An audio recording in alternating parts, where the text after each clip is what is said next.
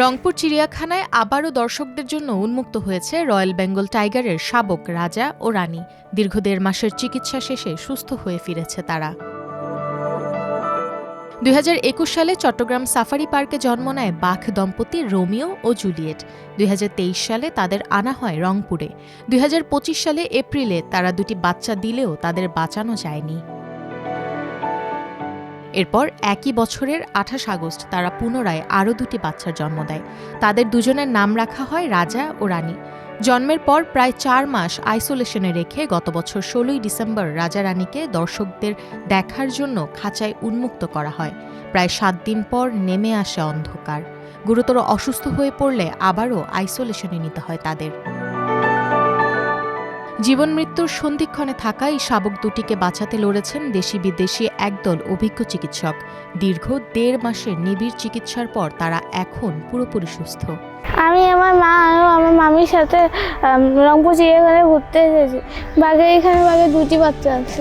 হ্যাঁ, বাঘের বাচ্চাগুলো অনেক সুন্দর। ওনাদের তথ্য অনুযায়ী যেটা জানতে পারলাম যে বাঘের বাচ্চা নাকি এমনি প্রকৃতিতেই প্রায় ৯৫% বাঁচে না। তো এইবার যে দুইটা হয়েছে ৪ মাস পরে তারা খুবই অসুস্থ হয়ে পড়েছিল।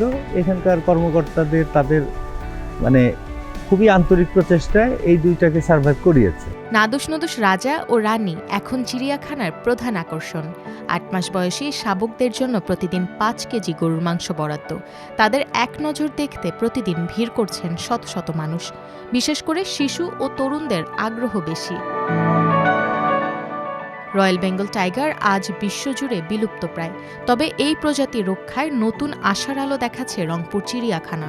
পরিকল্পিত প্রজননের মাধ্যমে বাঘের বংশ বিস্তারে দারুণ সফলতা পেয়েছে কর্তৃপক্ষ। যেখানে জীবন আছে সেখানে আসলে ঝুঁকি থাকাটাই, রোগবালাই থাকাটাই এটি নর্মাল ফিনোমেনা। তো এখানে অ্যানিমেল যদি অসুস্থ হলে এখানে আমাদের বিশেষজ্ঞ, আমি নিজে একজন ডক্টর, আমার একজন ভেটেরিনারি সার্জন আছে, এছাড়াও আমার একজন এখানে মেডিকেল টিম আছে। যদি আমরা মেডিকেল টিমের সহায়তা ছাড়া আমাদের সেন্ট্রালি কিন্তু আমাদের টিম আছে, আমরা সেই টিমের সহায়তায় কিন্তু আমরা এই যে ওয়াইল্ড যে অ্যানিমেলগুলো আছে সেগুলো আমরা চিকিৎসা প্রদান করে থাকি। এই অর্জনে চিড়িয়াখানার কর্মীদের মাঝে বইছে আনন্দের জোয়ার। দর্শনার্থীদের প্রতি কর্তৃপক্ষের অনুরোধ বাঘের বাচ্চাদের বিরক্ত না করে শান্ত পরিবেশ বজায় রাখার।